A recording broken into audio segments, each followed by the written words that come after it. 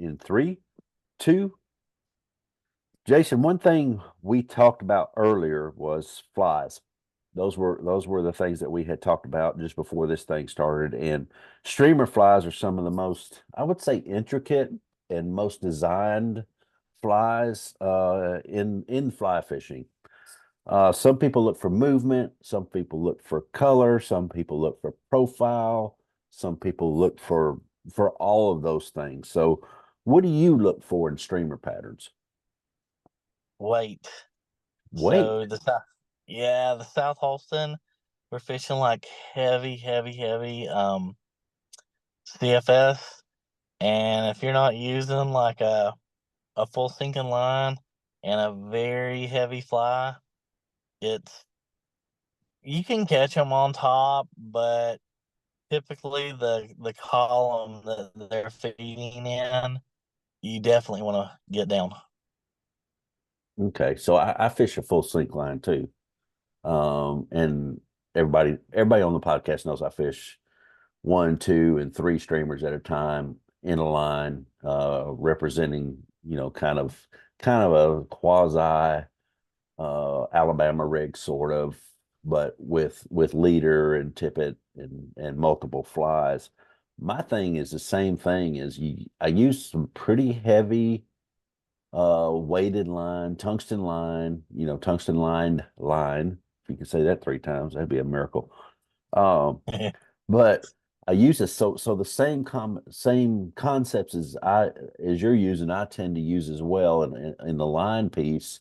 Are you using heavily weighted streamers too to go ahead along with that line? We use like the fishbowl heads, and we put a ton of weight in them. They're very difficult to cast, but it's definitely worth it. Um, I feel like just it's successful. We pretty much the combo that I fish. I've definitely got dialed in. And the lines I use are more like actually triple density. Uh-huh. So like there's 6 IPS on the head, and then your running line will be like a 2, something like that. Um, and that's what we've been fishing. Okay, so IPS is inches per second. Yes, sir. So 6 inches per second on your head, 2 inches per second on the running line. Yes, sir. Okay, all right. And are y'all floating kind of with the current, or y'all anchored up, or what are y'all doing there? Or are you Floating doing with it the all? current. Floating with the Yeah, we're current. Yeah. we're floating with the current. I've never. I don't think I've ever anchored the streamer fish. We just go with the flow and just pound the bank. Pound the banks. Okay, I'm done. I've done my share of that. Pound the bait, knock on the doors, do all that stuff, ring those doorbells. So, yeah, so we're very similar in those respects. But you've been having some pretty good luck with the bigger fish, and you tended to hunt trophy fish, and we're going to get into that. But um, so let's go into who our guest is today. He's a guide in Upper East Tennessee. He's quickly becoming known strictly as a streamer guide. He chases big fish, trophy fish. He doesn't necessarily focus on one particular species. He owns Flying SoHo.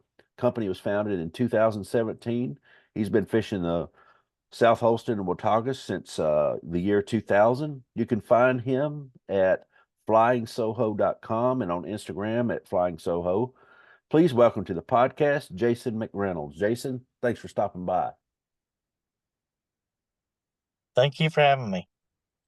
So you're on, I guess, on the way home from the river. You're pulled over and talking to us from a parking lot. So we've had this thing scheduled for a little while, and got all the technical stuff out of the way, and we want to move on now to how you fish and what you fish and that sort of thing. So now that we know about the flies that you prefer, we want to move on to the water types. One of the things that we do for the folks that have listened or just new to the podcast is we try to sort this out by flies, water type, presentations, gear, And then we've got a couple of other things that we love to hit on that are just kind of would make your trip a little bit better if you're first coming to the area that our guests are guiding in, or if you have been there and you're just wanting to learn. Either way, I think that kind of that format's beneficial. But Jason, what type of water do you look for when you're searching for the big fish? Fast glass.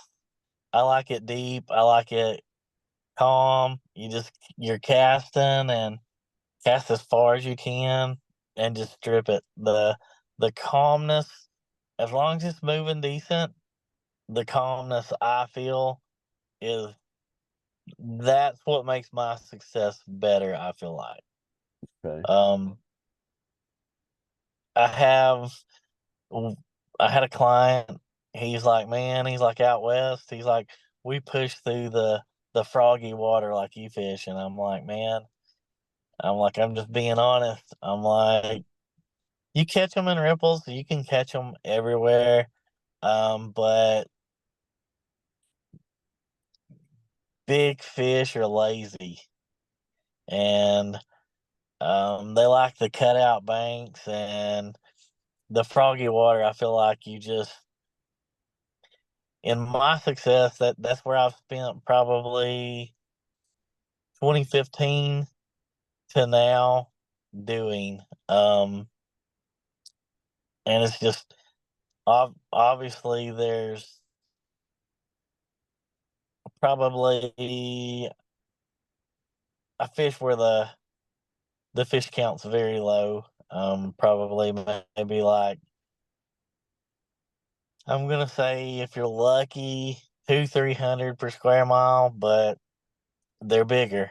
So that's the type of water, more of just smooth, deep, fast current water. Puts me right in a frame of mind of one spot on one of the rivers that I like to fish. Actually, two spots on rivers that I like to fish. Actually, one is on a trout river. It's a big, long glide. I call it a glide because it's just moving and just constant, steady movement. Not a lot of. Yep. It's almost glassy on top, except for a couple of sticks that are sticking up and logs that happen to stick out of the water. And then one is on some musky water. Same thing, real glassy, long glide with some. It's got a lot of down trees on it, but they're deep. They're pretty, as far as that particular river Yeah. goes, they're deep. And I like to really focus on them, and I find myself getting a little bit like amped up and anxious. Like, okay, I want to get to this piece of water, especially if somebody's around me. I'll skip some of that faster riffly water, like you're talking about, to Right. get to that place first like you're talking about if we're fishing streamers like one gin or something like that. Right. So very much the same. That's interesting that those are a couple of ways that I do the same, kind of the same thing, probably not exactly, but so if you're running in that kind of water, uh and you're running that deep with the deep lines, heavy lines, and then the deep flies, are you finding yourself getting hung up a lot or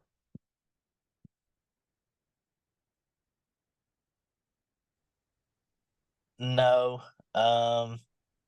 I've floated the rivers just so much. I know where all the trees are. Um, but I do tempt people. I'm like, cast back in there, and they're like, we're gonna get hung up. And I'm like, No. If you strip it out fast enough, if you raise your rod tip up, and then they're like, well, what if we get a fish? Well, we'll worry about that when yeah, you get the fish. Let's just do this right now. right. Exactly. I get the same questions. What if we get a fish on? Well, it's going to be fun then. Yep, You might lose it, but you might just get it out of there. Just make sure correct. don't give him his head too many times. Get him pointed in your direction as much as you can. That's funny. Yeah, I kind of get the same ways. So heavier flies, glassier water. What are you doing about gear? What about your your fly rods and your I want to talk about terminal tackle too, but what about your fly rods, your reels, stuff like that? So I throw standard pretty much 8 weight rods. Reels, honestly, to me, are pretty line holders. We typically don't put fish on the reel. Yeah. Every now and then you'll have a striper take you to the reel, but other than that, I'm fishing 20-pound test leaders. I'm like, rope them in. I'm like, they're good. Get them in as fast as you can and get them released as fast as we can. And but unless we're fishing smallmouth, I'll go with 7 weights. We threw a 6 weight this for a record, but I typically do not throw 6 weights. Yeah. Okay. Uh, so are you interesting? Are you throwing more, having them throw more downstream, straight out, back a little bit from So the I boat? throw, yeah, we throw. I have them throw straight to the bank, cast as far as they can, and just depending on, you pull it into the stream and then you dead drift it just a little bit. Uh-huh. It's one section that we're fishing. That's the key, just letting it drift just a little, and then once you strip it, they typically will set then. Depending, but that's uh, we like to cast far. Um, Russ Man really, he spoiled me because, like I said, he's casting 100 foot like it's nothing, and Yeah. he'll he'll strip it into the seam, and a lot of people obviously can't do that, but if you can cast it like 60, you're good. Just cast far, um, in the cutouts, strip it into the seam, and just let it drift just a little bit. That's typically where they're going to take it. Now, what do you mean by cutouts? Let's define that for somebody. So the eddies, the calm Yeah. water, Uh-huh. where it's cut out, that's where um they're back in there, just because, like I said earlier, big fish don't get big fighting current. Right.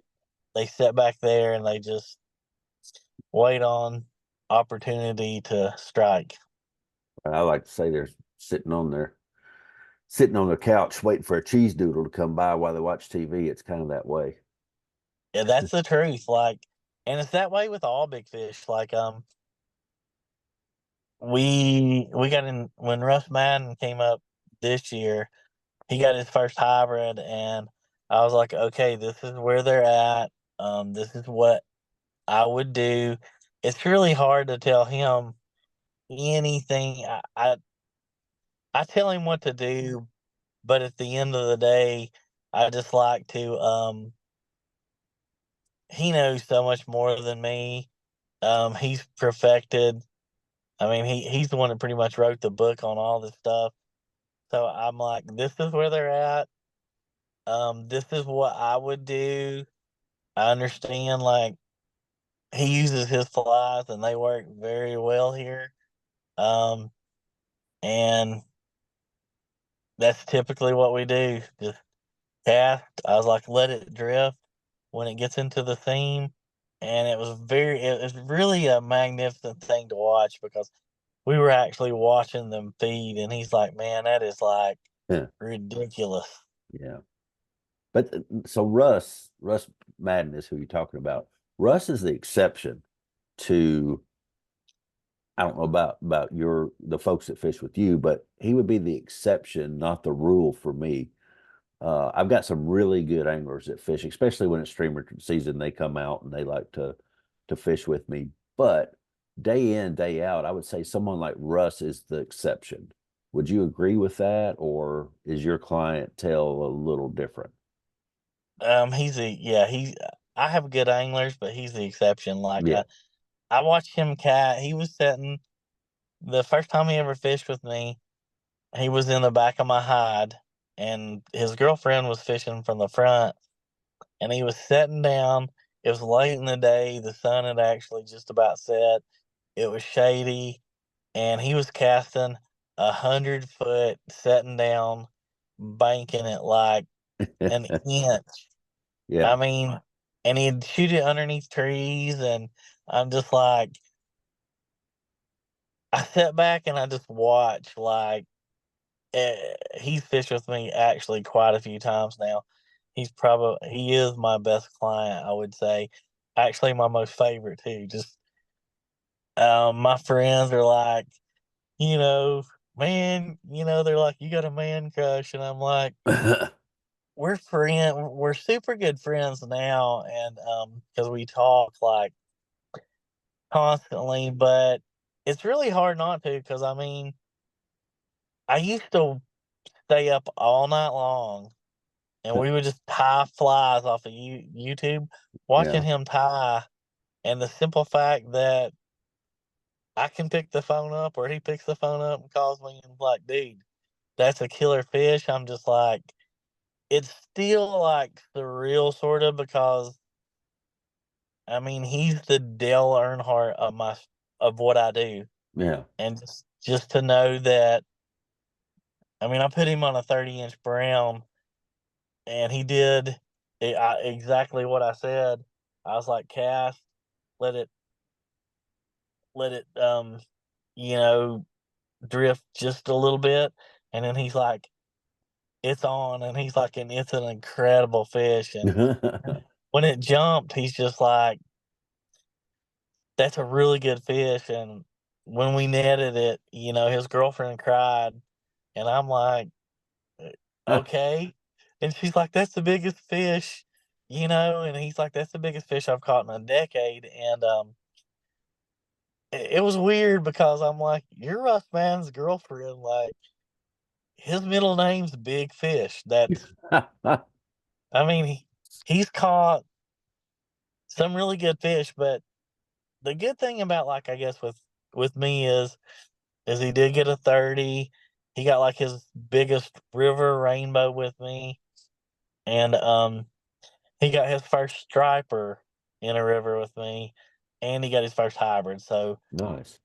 just the simple fact that he's got like fish duplicated on his wall from me, I don't know that I could ever surpass that goal unless Kelly came, and caught a 30-inch brown or something like that. That Now, that Kelly is Kelly is who? Kelly Gallup, Oh, Kelly which Gallup. is, Okay. Okay. yeah, Yeah. That'd be that'd be an interesting boat right there with those two in the boat, wouldn't it? Probably yeah. probably So learn quite a so bit. so Russ, I think, is working on that. Is he? Just because, like, I know, I talked to Kelly, and so that I'm just gonna be honest. The moment both of them got in my boat after the trip, I'm like, if I die, I'm perfectly happy. My goal is achieved. Yeah, right, right. Um, so I wanted to think some about wading anglers. I fish from a boat pretty much 99.9% of the time. Every once in a while I'll jump out and fish just for the heck of it, wade a little bit. But I want to think about the wading anglers too, and boating anglers. So if we can kind of form this next question a little bit differently. I want to consider both of those. And I don't want you to give away any of your industry secrets. Frankly, there's not a ton of secrets left in fly fishing, but I know there's some. No, Uh, no, honestly, it's all on the internet. yeah, it probably is. You're probably right. But for waiting for anglers coming over to fish your waters, that maybe they're pretty good and they're wanting to venture out a little bit. Uh, what where would you suggest they fish as far as what parts of the river, considering wading anglers as well? So if I was gonna throw streamers and I was gonna wade, I would go up to like the upper Watauga around Siam Bridge. Uh-huh. It's definitely safe to wade, unless they're dumping, Yeah. obviously, two generators. But They do a steady flow of like 240, Yeah. and it's safe, and um you can actually go out there, and I really can't believe I'm going to say what I'm getting ready to say, but you can wait out there at night, and if they're not like if they're just doing 240 and you know the area well, man, you can catch some fish like mousing like Yeah. crazy. Really? It's very good. You don't even need a boat to do it. Yeah. Yeah. I've been up there and spent some time exactly where you're talking about during the daytime and we've caught some really nice fish out of there, taking it real slow, really picking it apart because there's a lot of different things in there.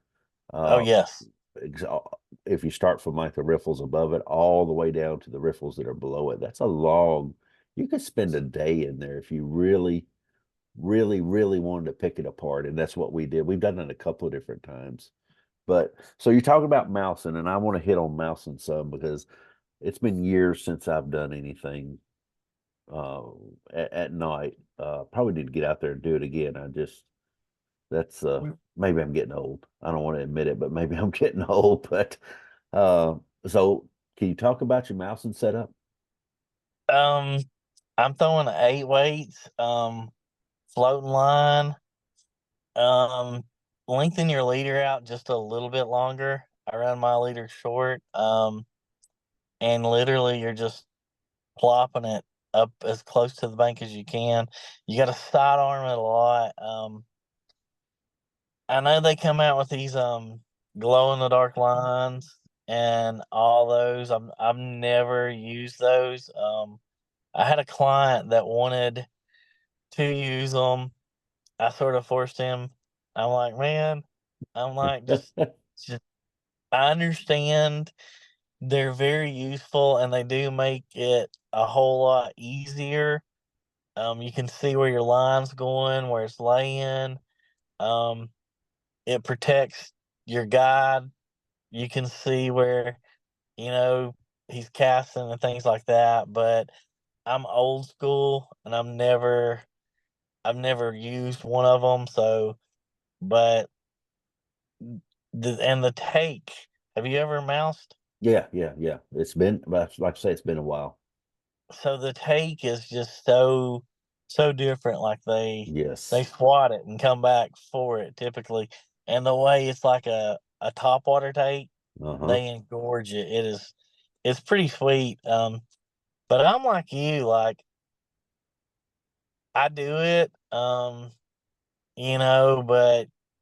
I have just as much success as throwing big streamers in Right, the dark. right. So how big of streamers are you throwing versus Probably my standard streamer is gonna be 4 to 6 inches. 4 to 6? Okay. So similar. We run our musky flies about 5 to 7, something like that. So kind of similar to those. And then your the mouse patterns, what about those? Are they smaller? Because I tended to use smaller Um, mice patterns. so depending on whether we're on the Watauga or the South Holston, um, up on Siam, I run like a bigger one just because it's safer there. That you can get it back in there without any problems. Yeah, Um, I use smaller ones on the SoHo up around like the pump house. You go up above there and yeah, mouse that at night. Um, and that's honestly typically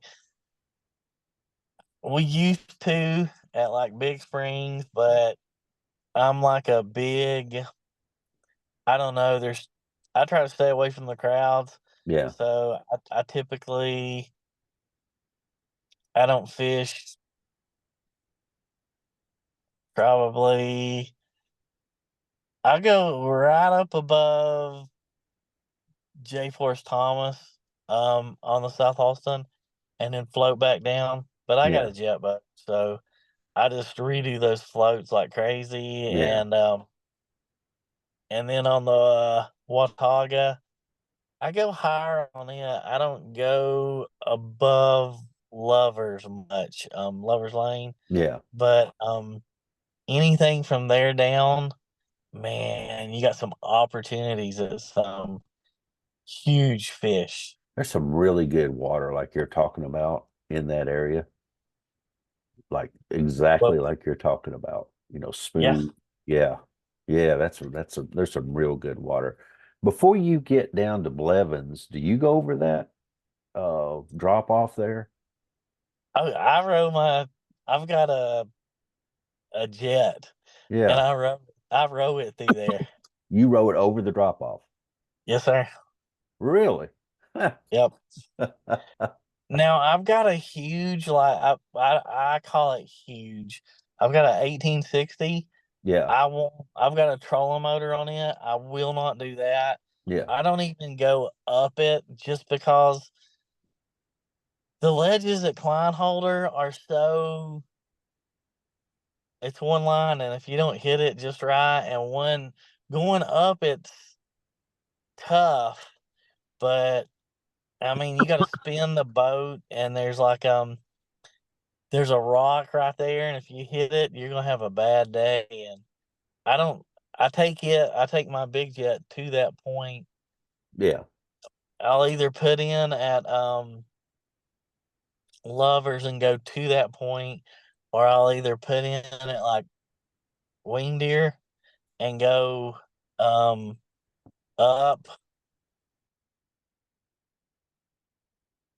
Uh-oh. Hold on, guys. We lost him for a second. I'm just gonna let this thing run.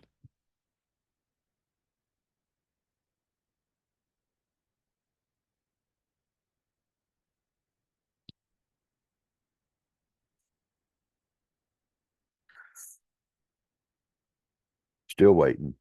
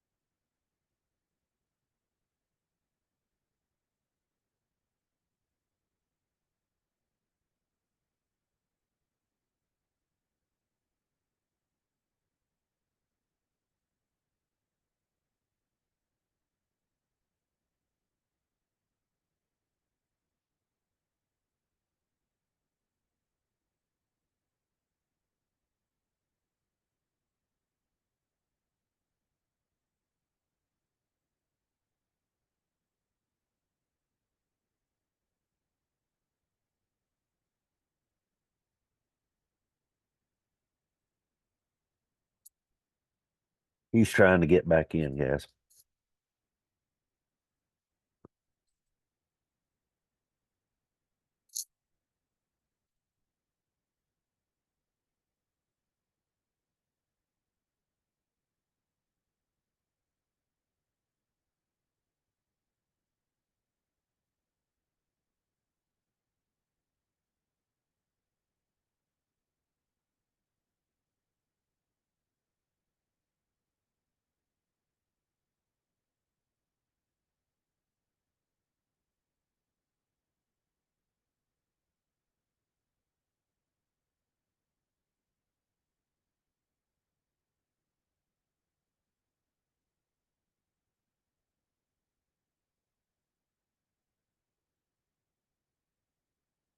Here he comes.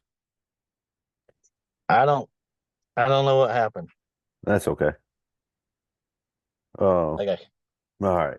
Not the Okay, first sorry about time that's made your heart stop there for a second, though, didn't it? well, yeah, I was trying. I kept it kept saying the meeting was invalid, and finally it gave me the passcode. And Okay. once Uh, that works, I can get in. all right. So Okay. we were talking about your big boat, and your little boat. Uh, And we'll just have to try to piece this back together, guys, as I listen back to it. There may be some things to do, but I'm going to try to get us back where we were. You were talking about uh Blevins versus Blevins, Lovers. yeah, and we were talking Um, about the drop off there, and then you were talking about going up. We were talking about your big boat not being able to get are in you there. so when you're talking about the drop, are you talking about the drop at Sycamore Shoals, or are you talking about the drop behind Kleinholder? The one The that's ledges. not too far, it's the ledge, not too much above Blevins. Okay, so that's the ledges behind Kleinholder, Pine holder. Okay, and yeah. those are definitely. I mean, if you don't hit them just right, yeah, I just don't feel comfortable with taking the big jet, but my Yeah. little jet, yeah, it's you just cut it through there, and it's pretty sweet. And man, you can catch some really, really good fish like all through those ledges down through there. Okay, let's start right there then. We're going to start in three, two. So your big boat you won't take over the ledges at Kleinholder, but you'll take your little boat over the ledges at Kleinholder, which really is surprising. But and I know there's a lot of that water through there that's just like you're talking about, although probably a little slower moving, but deeper and kind of glassy looking, but still moving, but still slow, all around there. To me, I think Blevins looks like, man, there ought to just be some killer good fish in there. But Oh, I've also been there whenever there's 10 people out there that are fishing worms off the bottom too. So I don't know if that affects it. I I I can't say whether that does or not. They obviously the pressure, they do put pressure on it, but that rock wall right there across from Blevins, man, you can like there's some really good fish in there too. Yeah. And then once you get past it and you go around the bend, Uh-huh. that smooth water right there, um, you can get some really you can get really good fish in there. Plus, you can get striper in there. And that's a stocking location right there, isn't it? Yes, sir. So the bigger fish are probably finding some stockers in there that they can eat as well. They aren't quite adapted to river life yet. So that would make sense that there might be some good fish right Right. along in that area, up and down from there, actually, probably. But Um, think I think they did quit stocking rainbows. I oh, did they? think I think they did because they started spawning successfully. So they've not stocked it. Don't quote me on any of this, but I'm gonna say probably a couple of years. I know they put brooders in. Yeah. Um, Oh, and that's different. But as far as putting the rainbows in, yeah. um, I the last I heard in one of our meetings was the rainbows are successfully spawning. So Hmm. if they've not stopped it, they're going to stop Okay. stocking them. Okay. Well, that's interesting. It's good news too. Yeah. Yeah. That seems like it would be good news. So we've got, if we've got some new folks that listen to the podcast, and I appreciate them listening for sure. But so, and some folks there just think, well, I'm not really up to fishing for trophy fish yet. What would you say would be the biggest myth of about searching and catching trophy fish, big fish? So the biggest myth I'm gonna throw out is going to be you can call probably 10, 20 guide services on the South Holston and they're or the Watauga, and they're gonna say that they're not streamer rivers. And Hmm. um there's lakes on both sides, there's tailwaters, there is an abundance of shad in the rivers, Oh, and okay. that's my one of my go-to. I throw white like crazy. Hmm. Yeah. Um, so and that's probably one of the biggest myths that I'm gonna throw out. And um, I guess another myth is you don't have to have $1,000 rod to throw a streamer. Boy, that's the truth. Yeah, that is the truth. You Yes, don't have a you don't have to have the $100 sinking lines. You know, uh, there's places for the expensive stuff, but um, you know, I think that I've got a couple of clients who bring their own rods for Eddington Predators, mm, cannons, massive rods. Um, you know, I throw $1,000 rod for a different reason. My shoulders, I race motorcycles, both my shoulders are hurt, and mhm. super, Yeah, super light rods don't affect me. right. Right. Yeah, that is So, that is one. What motorcycles did you race? so the actually where I'm 49, so I started off on two strokes. I raced two strokes up till around 90. They came out with the YZ 400, I think in 98. Uh-huh. I didn't I didn't like that four stroke because it didn't have a built-in compression release and all Right. that. It would stall in corners, but the last main classes I raced, I had a 97 KX 125 and a 97 KX 250, and I got hurt on those on the 250, and we went to the four strokes after that. And once you get hurt really bad, and I was 28, Yeah. 29, and I was like, I Yeah. can't do it no more. I Well, don't even ride anymore. yeah, I used to race too, and I ended up going over and I raced motocross.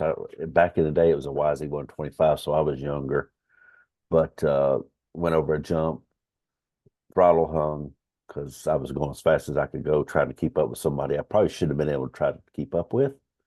Probably should have Right. just let him go on. Throttle was stuck, went over a berm. I went through a 55-gallon drum with my knee, and the bike went Uh, through a brand new fence post. That was I raced the second moto, but I mean I was just out there. Is all I was trying to get around. But yeah, so I've got some residual effects in my knee for sure over that. But yeah, that's Did you did you ever go to Shelbyville? no. We Um, were in East Tennessee, so no, we were down in where'd you race Chattanooga. in? Across the Okay. Georgia line, and then there was a place at Tracy City too that we did that we would go to. So yeah, and then Sand Mountain, Alabama, there was a place too. So I can't remember the names of them now. The Were you guy, on yellow? Were you on the yellow and black YZs? yeah, the yellow and black one, Oh, yeah. Oh yeah, dude. yeah, Yeah. yeah. So yeah, I can understand why you'd want a lighter rod, and I can understand the shoulder thing. My knee is my problem. I didn't get to the shoulder part. I got done with the knee, but uh, so I can see why you would want a better rod, but that isn't. It doesn't mean you have to have that $1,000 rod. I gave a Correct. casting lesson just the other day to a young man. He's 15 years old, and there's hope for the world because there's a lot of good 15-year-old kids out there, and he's one of them. But he kept saying, what do you think about this rod? And I said, this rod's fine. I mean, I casted it was great. He said, you sure? And it's brand new. And I was like, yeah, dude, it's good. Yeah, it's fine. There's nothing wrong with it. And I think people think that, well, if I get a more expensive rod, I'm going to be a better caster. And that is simply not true. It's just not. I mean, not when you first start out. Just about any rod you Correct. pick up is going to cast better than you. But we read the magazines, we look online, we talk to our buddies, and those rods are in your face all the time.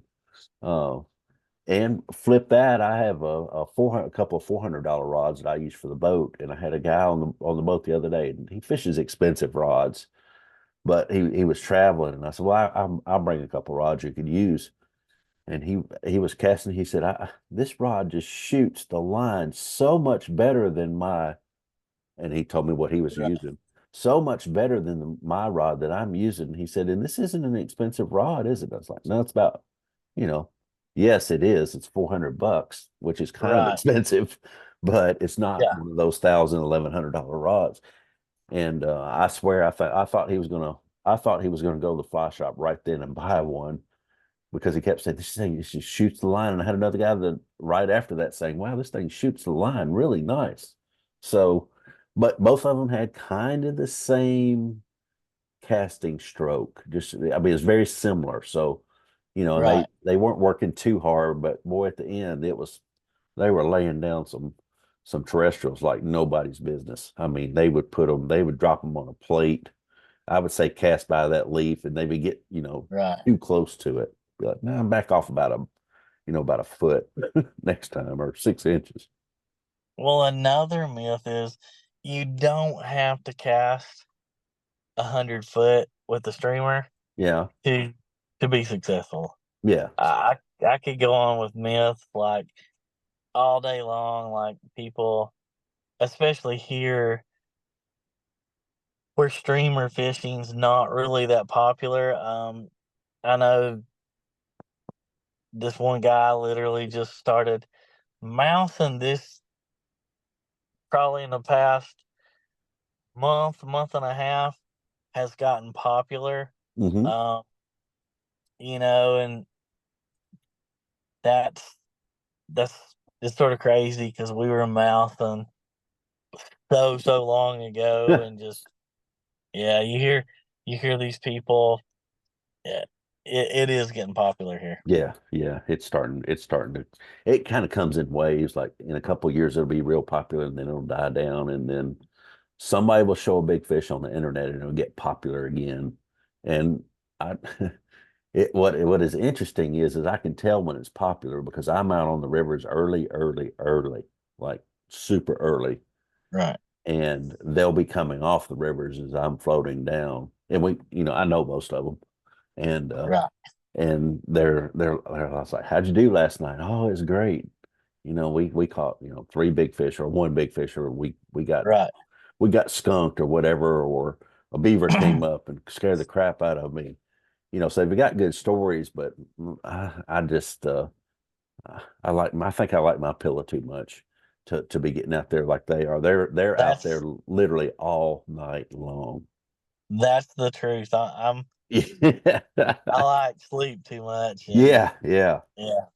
So let's give everybody a bonus question. We're coming almost to the end here, but since a lot of people like to travel, we did a podcast not too long ago with Susan Thrasher on the doe, and some wading techniques on the doe. She did a really good job. But one of the things that she was talking about that we kind of got into, and this is as much for me as it is anybody listening out there, where are some good places to eat, and then where are some good places to stay? So if you like barbecue, Yeah. Ridgewood in Yep. Bluff City, Tennessee, Yep. that's probably again. If you watch some of my other, I did a video with Ken Tanaka on Whisperfish. We actually go in there and he's filming it. It's it's an amazing food. You look at the place and you probably would want to drive off, but it's it's definitely worth it. If you've ever been in And there one time, you're not driving off. I guarantee you're not going to drive off. oh, that is the truth.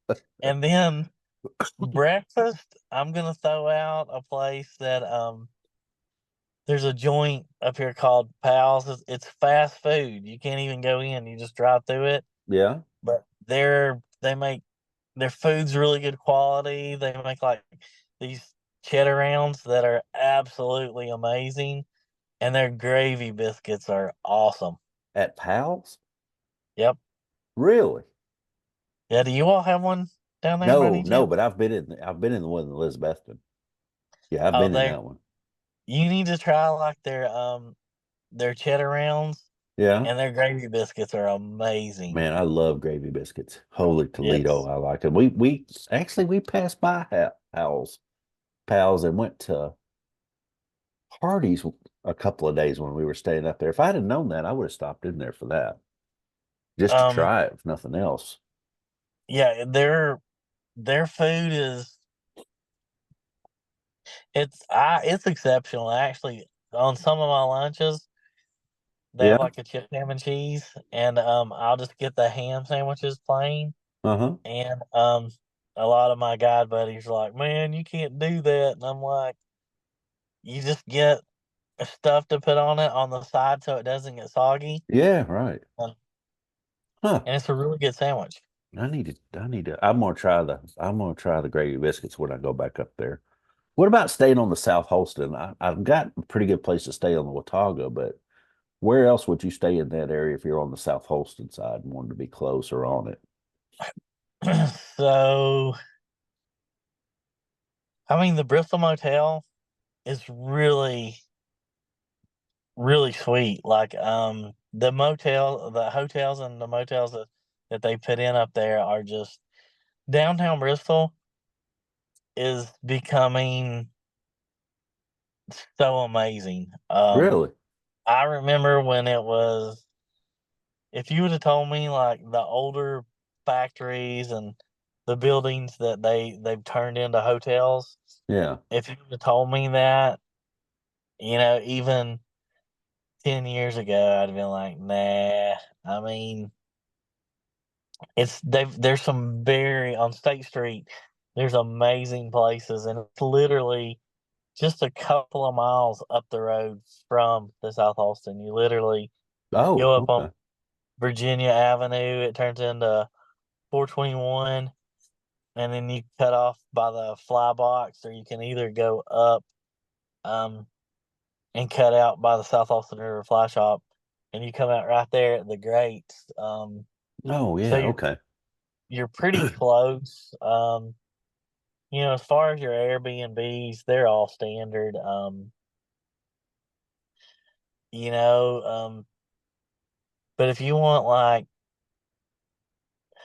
top notch on the South Holston, it's gonna be the Soho River Lodge. I mean, they got like a chef.